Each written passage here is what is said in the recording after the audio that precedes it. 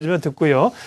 주간 전략으로 가겠습니다. 위클리 핵심 전략 유진투자증권의 곽병렬 연구위원 연결돼 있습니다. 곽 의원님 안녕하세요. 예, 안녕하십니까. 네. 자, 이번 주 그래도 주가가 좀 회복되면서요. 장중에 1950을 회복하는 흐름들이 나타났습니다. 다음 주가 이제 이번 주에 상승 흐름을 이어갈 수 있을까가 가장 큰 관심사인데 어떻게 예측하시나요? 예, 저희들은 어느 정도는 반등 국면이 좀 지속될 것으로 좀 보고 있는데요. 가장 큰 요인이 일단은 22 금정위를 통해서 기준금리 인하에 대한 부분들, 그리고 아마 다음 주 금요일이라 그 다음 주 월요일 중에는 아마 추경 세출 예산이 아마 국회 통과될 가능성이 굉장히 좀 저희들은 높다고 보고 있습니다. 이 부분도 좀 긍정적으로 보고 있고요. 그리고 내일서부터 중국이 1일까지 노동절 연휴에 들어가는데 일부 업종들의 수혜도 예상되기 때문에 이런 요인들이 기본적으로는 국내 증시의 반등 국면을 좀 연장시킬 수 있는 요인들이 아닌가 이렇게 판단하고 있습니다. 네.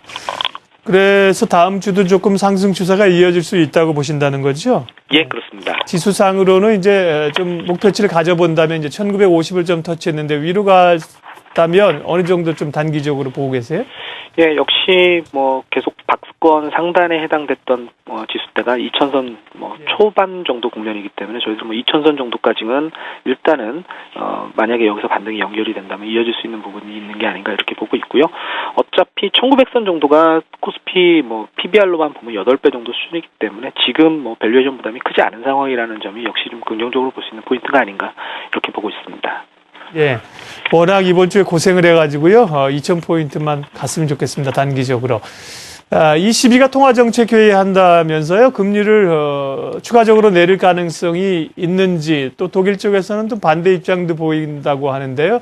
그 부분 어떻게 보시는지 하고요. ECB가 만약에 금리를 내리게 되면 우리 시장에는 긍정적으로 작용합니까? 영향까지 좀 같이 봐주세요. 예, 사실은 독일이 계속 독일 쪽에서 뉴스들이 나오고 있는 상황이지만 최근 독일 경제 지표들 발표된 걸 보면요. 굉장히 부진합니다. 그렇기 때문에 기본적으로는 독일도 경기 부양을 하는 거에 대해서 대승적으로 지금 반대할 수 있는 입장은 저희들은 아니라고 보고 있고요.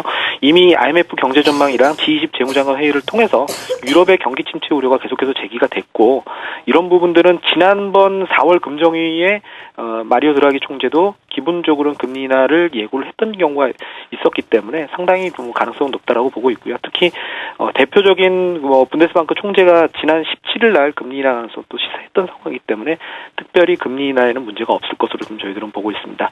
기본적으로 ECB의 기준금리 인하가 갖는 의미는 역시 선진국 그룹별로는 미국과 일본에 의해서 연이어서 이제 세 번째 지역에서 이제 경기 부양을 하는 거기 때문에 기본적으로 유럽이 기존에는 재정 건전화에만 어떻게 보면 포커스를 맞추다가 일정 부분 이제 기준금리 인하를 통해서 성장론으로 이동한다라는 것으로 해석될 여지가 있기 때문에 기본적으로는 굉장히 좀 좋은 시그널로 보셔도 될 것 같고요.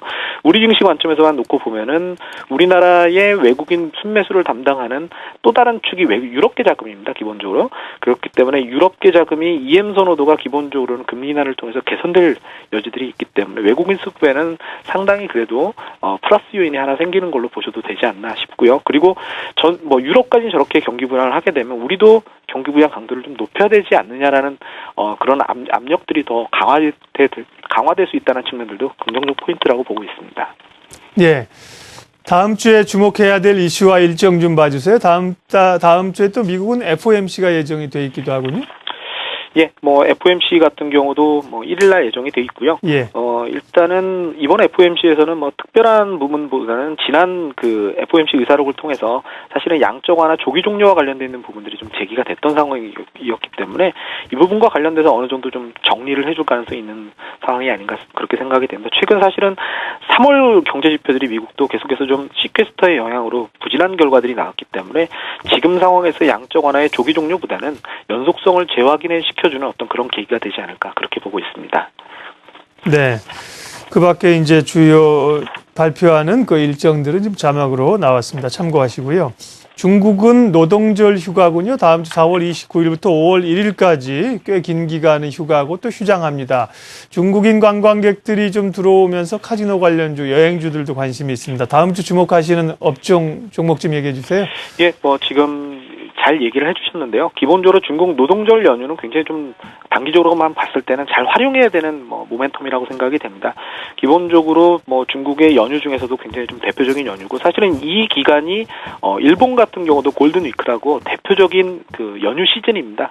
그렇기 때문에 기본적으로는 이런 모멘텀들이 강화가 될 수 있는 시기라고 생각이 되고요. 당연히 중국 관련돼 있는 내수주에는 뭐 주목을 하셔야 되는 부분이고 그리고 중국이 이 기간 동안은 IT 제품들에 대한 세일도 굉장히 좀 많이 확산되기 때문에 IT 업종들도 전통적으로 뭐 좋은 퍼포먼스를 보여주는 경향들이 있습니다. 그래서 그 부분 좀 주목을 하시라는 말씀드리겠고요. 그리고 다음 주 중에 혹시나 추경 예산안이 아마 국회를 조기 통과를 한다라고 가정하게 되면은 뭐 백화점이라든지 국내 위주의 건설사들 그리고 은행주 같은 경우도 아마 선별적으로는 접근을 하실 수 있는 기회를 주지 않을까 이렇게 보고 있습니다. 네, 위클리 핵심 전략 다음 주 시장 이슈들과 전략 세워봤습니다. 유진투자증권 곽병렬 연구위원 함께했습니다. 말씀 고맙습니다. 감사합니다.